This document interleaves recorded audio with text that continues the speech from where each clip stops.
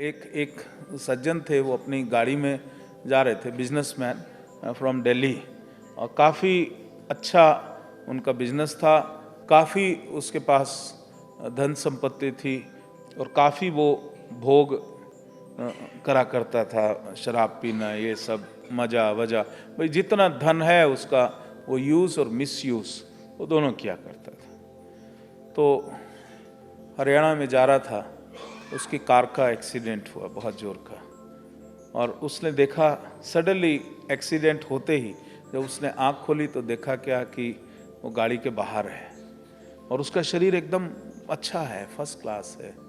और फिर उसके बाद उसने देखा क्या, उसकी गाड़ी तो पूरी तरह से टूटी है, और फिर उसके बाद उसने अंदर देखा तो वो बिल्कुल जख्मी हालत में अंदर बैठा हुआ है। तो वो जो प्रोसेस है जिसमें कि वो अपने आप को देख रहा है, this is the out of body experience. उसका जो एस्ट्रल बॉडी है, उसका जो सूक्ष्म शरीर है, इसको हम आत्मा नहीं कहेंगे। लोग बोलते हैं आत्मा बाहर आ गई, ये आत्मा नहीं है। ये 5 जो शरीर हैं उसमें से जो सूक्ष्म शरीर है वो आपका पृथक हो गया आपके स्थूल शरीर से, और इसी की यात्रा होती है शरीर छोड़ने के बाद जो है।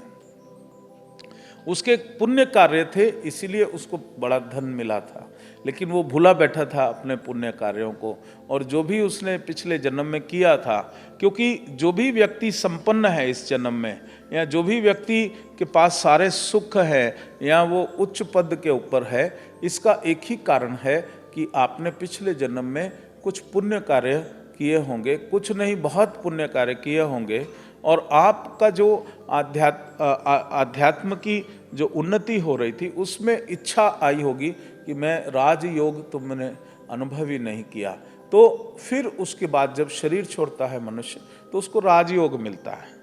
लेकिन माया जो है, अगर वो भुला दे कि राजयोग सिर्फ तुमने अनुभव करने के लिए लिया है, तुम्हारी आध्यात्मिक यात्रा जो है उसको तुम पूरा करो, लेकिन आदमी उसको भूल जाता है।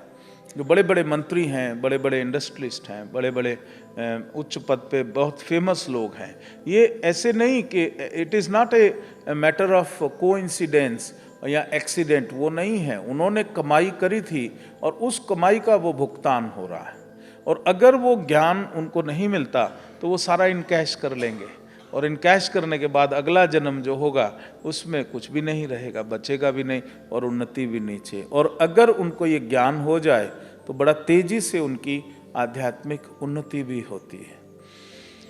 तो इसकी भी आध्यात्मिक यात्रा पिछले जन्म में काफ़ी अच्छी थी।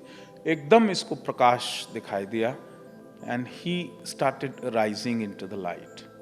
अगर पुण्य कर्म होंगे तो प्रकाश में ऊपर उठेगा, अगर पुण्य कर्म नहीं होंगे तो अंधेरा, डार्कनेस, और वो एकदम it is like a what I tell you is, if a person is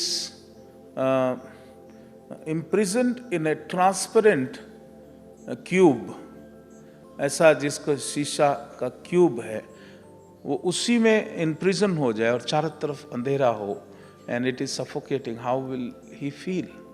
तो अगर जो मनुष्य ने पुण्य कर्म नहीं किए वो उसमें ऐसे अटक जाते हैं, and the one who has done a lot of पुण्य कर्मा, तो वो the light, they start rising into the light.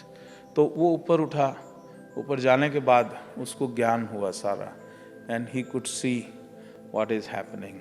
लेकिन किस्मत की बात ये थी कि उसकी आयु जो थी अभी थी, बाकी आयु थी। हो सकता है कोई उसके हायर स्पिरिचुअल गाइड्स या गुरु ने ये घटना की रचना करी हो, क्योंकि कोई भी घटना चाहे कुछ भी हो, ये कुछ ना कुछ देने के लिए ही शिव करते हैं, सदगुरु करता है। तो इस समय ये जो है उसको, जब ये सब कुछ उसने ऊपर से देखा कि पिछले जन्म में मैं क्या था, अब मैं क्या हूँ, और मैंने अब मेरे पीछे मैंने कितनी कालख पैदा कर ली है, तो उसके बाद ही was sent back to his body. और वो जो है उसको पीड़ा वगैरह हुई और ले गए अस्पताल में, ही रिकवर्ड। लेकिन जब वो ठीक होके बाहर निकला, he was a different person. He was A T toddler, जो बोलते हैं ना, शराब पीता था, न सिगरेट, ना बुरा कर्म, ना बिजनेस ट्रिक्स में किसी को बर्बाद करता था. मतलब he became a absolutely nice person.